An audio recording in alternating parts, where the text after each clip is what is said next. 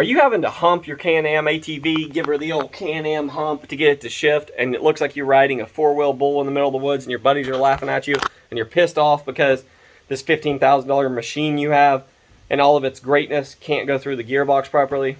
You came to the right place. Let me tell you how to fix that.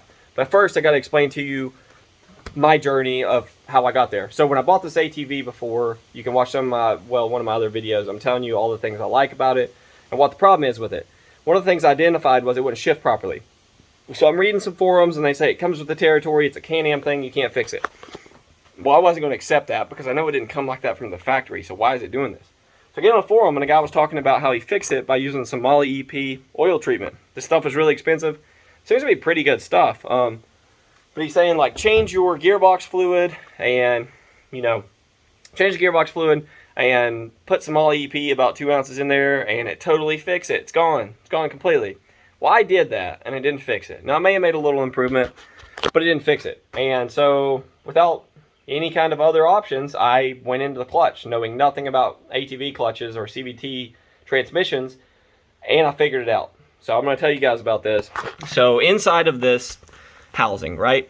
This is your CVT housing. You have a primary clutch and you have a secondary clutch, and they're connected via a CVT belt, a ribbed belt that goes around, right? And under that belt, behind the primary clutch, is this thing called a one-way bearing. Well, this one-way bearing's job is basically to allow the clutch to spin, or the belt to remain still, independent of the clutch spinning. So if this is bad, it creates a drag on the belt, which creates a drag on the secondary. And the secondary basically has tension on it, right? It's twisted because this is spinning when it's not supposed to be, because the bearings are not moving freely. Now, when I took my one-way bearing off, the bearings were spinning. They didn't feel bad, like what you would think a bad bearing felt like. They just felt like new bearings. You know how new bearings are kind of stiff? That's what these felt like. So I re-greased them and put them back together. And was still having a problem, right? Still wasn't shifting right.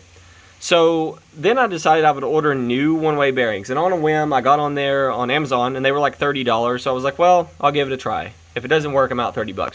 So I put the new one-way bearings in there. I ordered some super lube, which was cheaper than the kind of oil grease they were recommending. And I forget what the name of it is at the moment, but they were recommending some grease that's outrageously expensive. I used super lube and put new bearings in, and basically, yeah, it got worse. So at that point, I was like, okay, now I've really screwed up. What's going on here?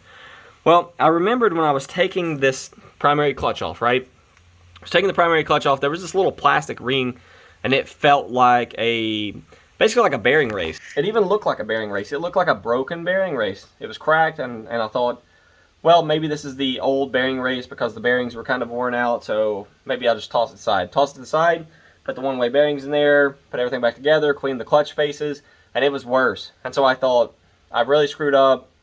Now I've the ATV's probably like this permanently. Well, come to find out, upon further inspection, you guys can laugh at me if you want, that little plastic ring is called a friction washer.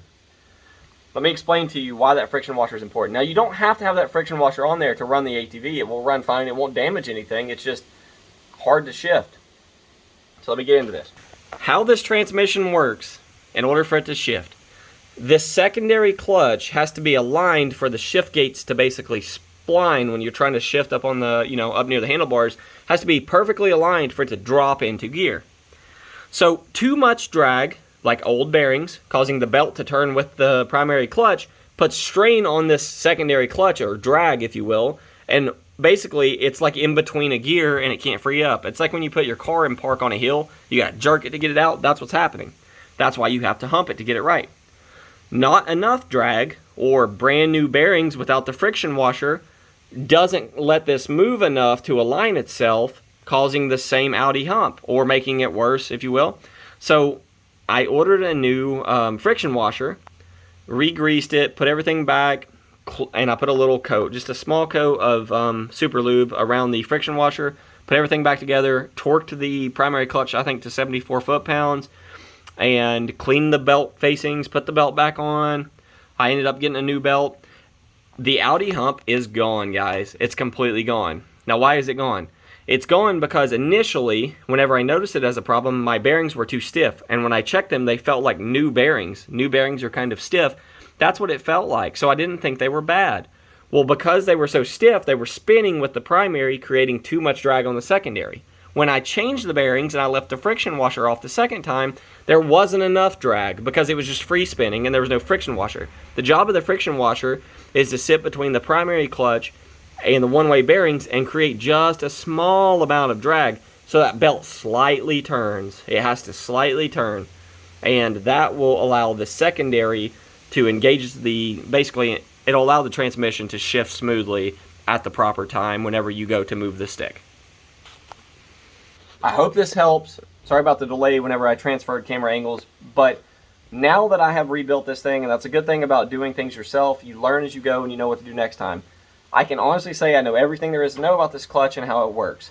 So if you take this clutch cover off and you see drag, that's not necessarily a bad thing depending on how much drag you have. I was told that any drag on the secondary would make a hard shift. That's incorrect. If there's too much drag on the secondary, make a hard shift. If there's not enough and you put new bearings and you don't have a friction washer or a good friction washer and it's not creating a little drag, it's not going to allow this thing to shift properly. So guess what, guys? My Audi hump is gone. I've solved the riddle, and I hope this helps someone. Now you should understand the CVT transmission on the Outlanders and how to fix this problem. And if you need help, let me know.